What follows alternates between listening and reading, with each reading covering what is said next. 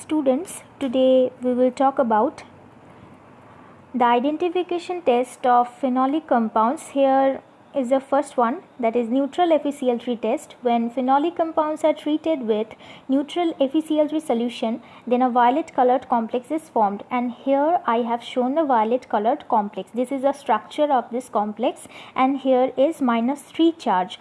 How this charge I have counted, I am showing you.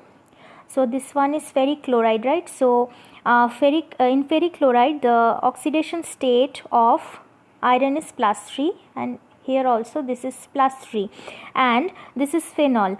But phenoxide ion, when we are considering phenoxide ion, the oxidation state of phenoxide ion is -1. So here in the violet colored complex we have 6 phenoxide ions.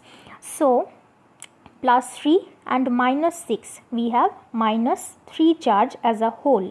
Along with this one, 3H plus and 3HCl is liberated. So this is our first test. So let us know some other reactions. This is Lieberman-Nitroso test.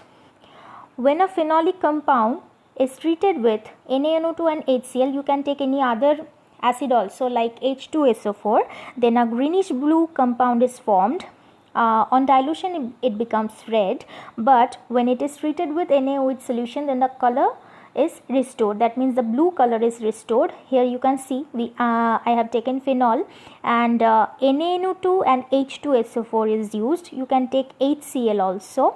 So upon treatment of NaNO2 with HCl or H2SO4, HNO2 is prepared.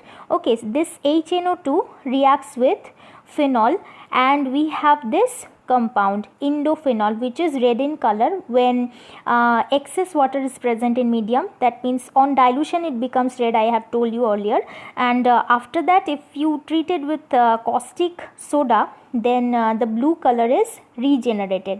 So let's have a look on its mechanism. Here I have written the mechanism. You can see that this is phenol, and I have treated it with NaNO2 and HCl, and one nitroso group is incorporated into its para position, and here is a resonating structure of this one. Let me show you how it is generated. So two lone pairs of electrons are present to oxygen atom. So it is in conjugation with the pi electron system of the aromatic system, and now one negative charge is generated on this oxygen atom, and here we have one hydrogen atom. This hydrogen atom now is next attached to this oxygen atom.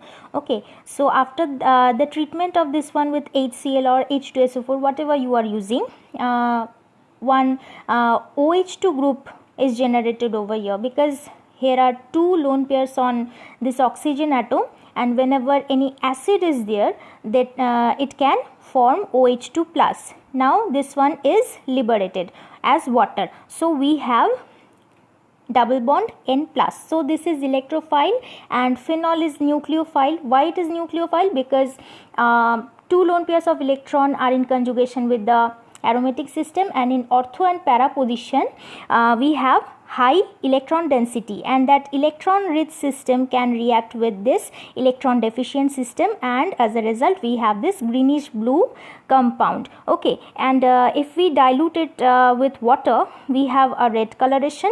After that, if we react it with NaOH, then our indophenol blue is regenerated. Okay, so by this one we can identify phenolic compounds.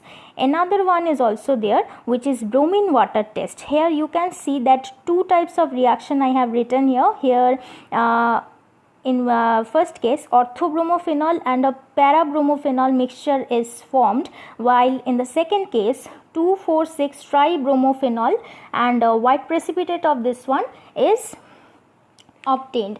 When bromine water is added to phenol, the 3 hydrogen atoms of the ring are substituted by the 3 bromine atoms, and to give a white precipitate of 2,4,6 tribromophenol. However, when less polar solvents like CS2 or CCl4 or CHCl3 or chloroform, these are used instead of water, a controlled substitution reaction occurs at a very low temperature, and we have a mixture of products like orthobromophenol and parabromophenol. Okay, so in aqueous solution, what happens? This phenol is ionized into phenoxide ion and H plus, of course. So phenoxide ion, there is a negative charge on oxygen atom, and that charge is delocalized within the pi electron system, and you know very well it has plus I and plus R effect. So it increases the electron density in ortho position and